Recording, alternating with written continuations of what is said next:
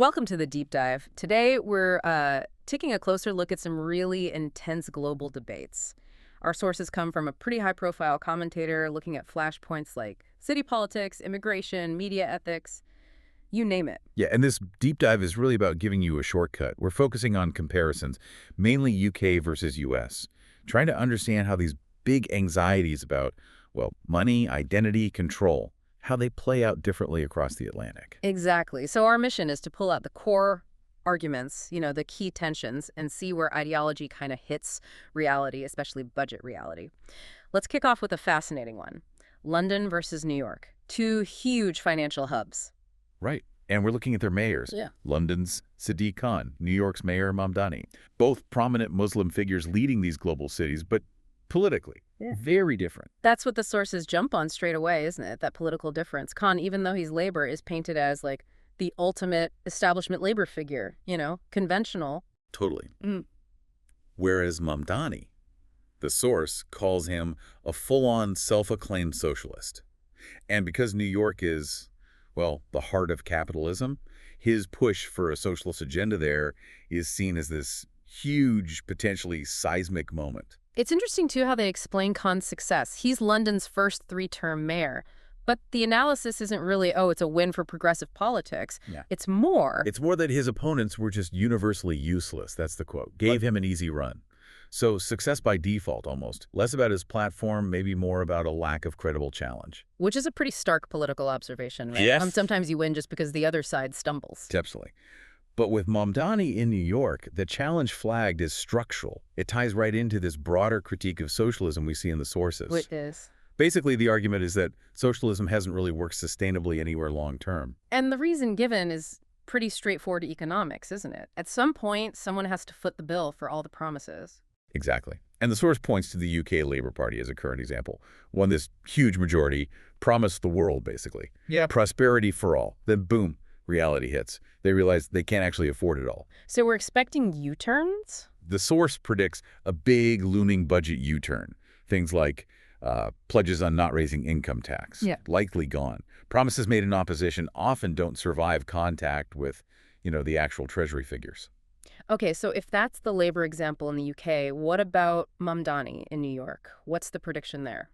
It's presented as a kind of ultimatum. Either he's forced to pivot, move towards the center, which means ditching some of that ideological purity to survive politically, or he fails. And if he fails, it's not just a local New York issue. The prediction is he becomes the stick to beat the Democrats with nationally. Why such national stakes? Because he's seen as one of the few genuinely charismatic figures on the left. Him, AOC, Bernie Sanders. They're mentioned together. So his failure wouldn't just be his failure. It would be framed by opponents as the failure of that whole socialist movement in the U.S. That point about charisma is interesting. In politics today, maybe having that presence, that ability to drive a narrative, it matters a lot, maybe even apart from the policy details sometimes. Precisely. And speaking of outcomes and pressure points, let's shift gears a bit. Let's get into segment 2, immigration, identity, borders. The sources paint a picture of the UK reaching unsustainable levels of concern. Right, this core idea that there's a growing, genuine fear. The source uses the phrase, losing our identity as a country. And this feeling, it's linked back to specific policy failures and some pretty high-profile scandals. Yeah, and this is the kind of environment where, controversial figures can gain traction. The commentator actually gives some credit, maybe unexpectedly, to Tommy Robinson. Richer for what? Exactly. For tapping into that real rising anxiety, and specifically for calling out the grooming gang scandal in the north of England.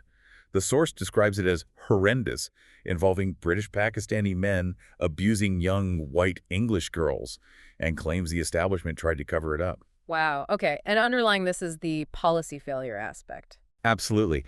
The numbers cited are pretty stark. Net legal migration hitting nearly 1 million people in 1 year. For a country with a population under 70 million, that's huge. Yeah. And the impact. Infrastructure is creaking. The NHS, the National Health Service, gets mentioned specifically. It was designed decades ago for maybe 50 million people, not the current population, plus new arrivals. And when services get strained, tensions rise. Yeah. Now, the sources are careful here. They say the vast majority, like 75% of Muslims in Britain, have integrated well. No issues there. But then the focus shifts to things that really erode public trust, like reports of maybe 85 unofficial Sharia courts operating outside UK law. Okay, that sounds like a serious governance issue. It is. Right. And then you add the visual, the optics of illegal migrants being housed in, say, 3- or 4-star hotels. That creates huge resentment, especially among working-class people who feel the system isn't fair. Which naturally leads to this whole debate about control, doesn't it? Comparing this to the U.S., the sources seem to channel this sort of tough historical perspective. Like, a Churchill wouldn't stand for this. Yeah, the idea that figures like Churchill or Reagan in the U.S. would have been fiercely protective of borders. Reagan's line is quoted, "If you have an open border, you don't have a country." And Trump is used as the modern example. Right. The sources argue Trump proved borders can be controlled if there's political will, saying he slammed the brakes on the southern border. The claim is he drastically cut crossings, showing it's about policy choices, not some unstoppable force. Then there was this point about hypocrisy, specifically mentioning Obama. Yeah, this is quite striking. Obama, apparently known in Mexico as the deporter-in-chief, the source states he deported 3 million people. That's more pro rata per year than any other U.S. president. 3 million. That Yeah. number really contrasts with the usual political narrative around his presidency. It absolutely does. It forces you to think, okay, maybe both sides use tough enforcement, but the rhetoric and framing are just different. Okay, so all this discussion about borders and control, it raises a really difficult ethical point, especially for the U.S. If the U.S. was involved in wars like Iraq, which the source calls based on a false pretext that caused huge displacement. Then does the U.S. have a special duty of care towards the refugees created by those conflicts, even if they arrive poor, needing support? Exactly. It's a tough moral question, action abroad leading to costs at home. And it connects directly to things like welfare stats. The sources mention high use of SNAP, benefits food stamps among immigrants from places like Afghanistan, Somalia, Iraq. So the listener has to weigh that, right? Is the welfare reliance a consequence of displacement the U.S. played a part in? That context has to be part of the discussion. It's a crucial link, the foreign policy and the domestic impact. Okay, let's pivot to our third segment, navigating conflict, toxic culture, and maybe start with integrity. Yeah, before media ethics, there's this interesting comparison within the UK royal family. Right. It sets a kind of baseline for public integrity. On one side, Prince Andrew.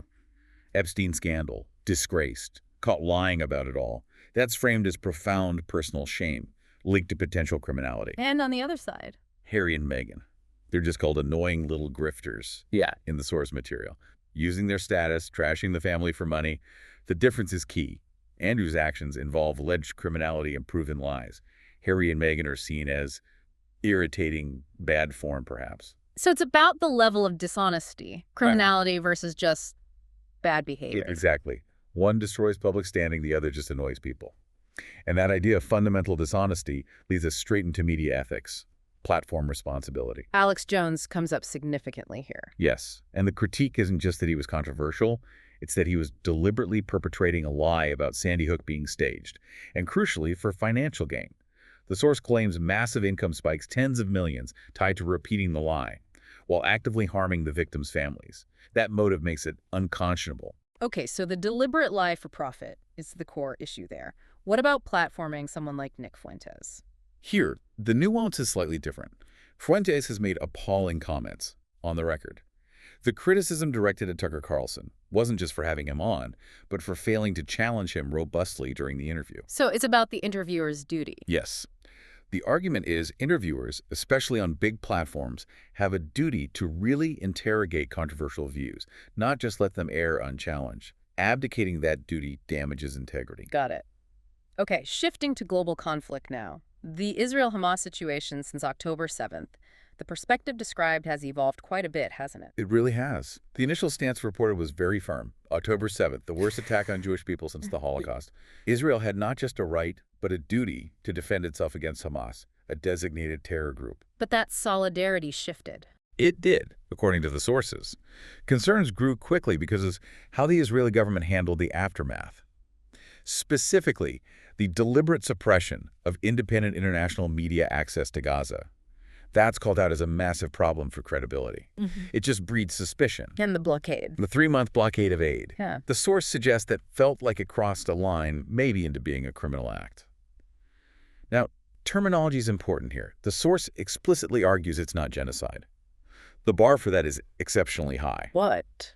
But concerns are raised about rhetoric from senior Israeli government figures, people like Smotrich and Ben-Gvir. Their words, according to the source, show evidence of wanting ethnic cleansing, kicking Palestinians out, annexing the West Bank. Yeah. Even if it's just rhetoric, it points to a dangerous intent. Yet, amidst all that darkness, there's a surprising mention of Trump bringing some hope. Kind of, yeah. He's credited with injecting common sense into Netanyahu. Apparently told him forcefully, you are not going to annex the West Bank. And that intervention is seen as potentially crucial, maybe setting boundaries, possibly opening path for rebuilding later. Okay, finally, let's touch on this critique of woke culture, or the woke mind virus, as the source calls it. What's the core analysis? The analysis describes the followers of this culture as, frankly, the most joyless people in the world. Joyless? How so? Accused of trying to suck all the joy out of life. Constant scolding, policing language, policing dress. Everything dictated by a very narrow, restrictive ideology. And there's an irony pointed out. A huge irony. The source notes this nasty streak often comes with the whole be kind mantra. Those preaching tolerance can become the most vicious in canceling anyone who steps outside their narrow prison of approved thought. Leading to the conclusion that They end up becoming the new fascists, demanding absolute conformity, shutting down dissent through public shaming. It's presented as a very stark critique of that cultural movement. Right. A powerful summary of that particular tension. Okay, so pulling it all together for you, the listener. Yeah, the common thread seems to be this real tension. Open, multicultural societies facing pressure on infrastructure, on identity. You see that clearly in the UK examples.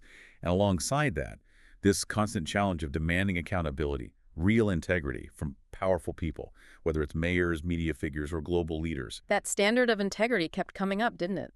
From the royals' contrast to the journalist's duty, we saw how political success, whether built on socialist dreams or border crackdowns, often boils down to perceptions of loyalty and, fundamentally, trustworthiness.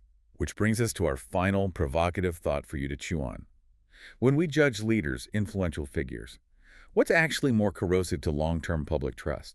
Is it profound personal misconduct, like the lying link to Prince Andrew, or the deliberate deception for profit, like Alex Jones? Or is it policy failures, political flip-flops? What truly damages the bedrock of governance and credibility in our time? That's something maybe worth pondering.